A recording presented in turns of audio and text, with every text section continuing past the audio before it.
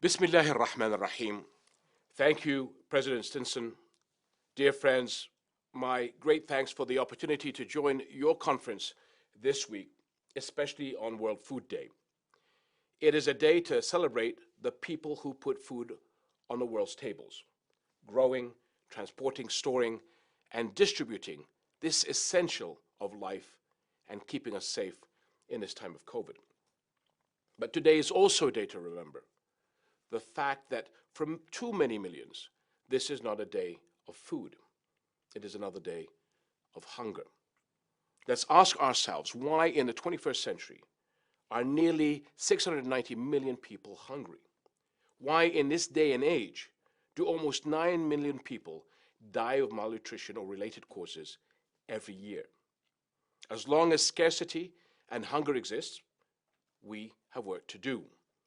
And as you have all been discussing over the past few days, the threat did not begin with COVID. This pandemic has had a massive impact on the food systems we depend on. But other serious challenges to food security were already there to see. Climate change, global threats to fresh water, global economic crises and regional turmoil, and an unprecedented global refugee crisis burdening food supplies for refugees and host communities alike, an issue Jordan is all too familiar with.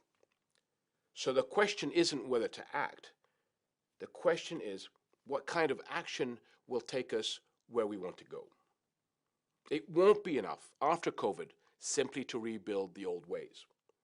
We need to seize the moment to create a better, more effective, more inclusive global system. This is why I have been calling for reglobalization, strengthening collective global action for mutual benefit, and focusing on the innovative spirit the future will demand. Reglobalization would steer global resources as needed into key areas such as agricultural infrastructure. And let's ensure adequate support for advanced ideas for production, supply, storage, knowledge sharing, and connectivity. At a time when so much resources are being invested into arms, let's prioritize the health of peoples. Support is especially important for farmers in developing countries who need better access to finance and training to serve their communities. Let's leverage new agri-tech solutions to diversify crops and create strong food security safety nets. Collaboration is key to regional as well as global action. Jordanians have long taken pride in being a source of support for our neighbors. Our strategic location at the crossroads of Africa, Asia, and Europe allows Jordan to serve as a facilitator of broad international action and as a regional food hub. This would also help speed up and strengthen the world's response to food crises and disasters, such as the tragic blast in Beirut last August, which destroyed food silos and vital port facilities. Responding to global threats means recalibrating our world and its systems. To build global food security and nutrition, there must be strong regulatory and policy frameworks, including fiscal investments and instruments, better global exchange of agri-tech know-how, and increased investment in scientific research. And we need to move forward now. Coordination is essential to prevent the global crisis of hunger and malnutrition that could occur if we aren't ready for new pandemics and crises in the days ahead. My friends, in the Middle East, we have a deep understanding of food security and the promised better life it can bring. Some 10,000 years ago, my region was home to the first agricultural revolution, when human beings first began to grow and trade crops.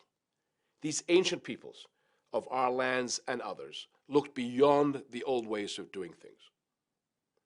And the innovations they made liberated early humankind to look to the future. Today we need to act no less and no less boldly and look to our own future with new eyes.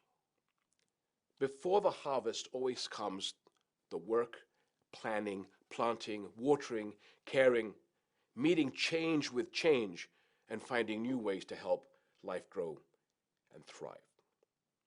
We have a responsibility to safeguard today's fields and farms and harvests. And more, it is up to us to plant new seeds so that future generations can live and thrive. Planting seeds for the future is what you are doing in this dialogue and other efforts to achieve global food security. God willing, your work will result in a worldwide harvest, a safe and nutritious food supply that is sustainable, affordable, good for the environment, and accessible to all. We must keep working together if we wish to succeed. Thank you.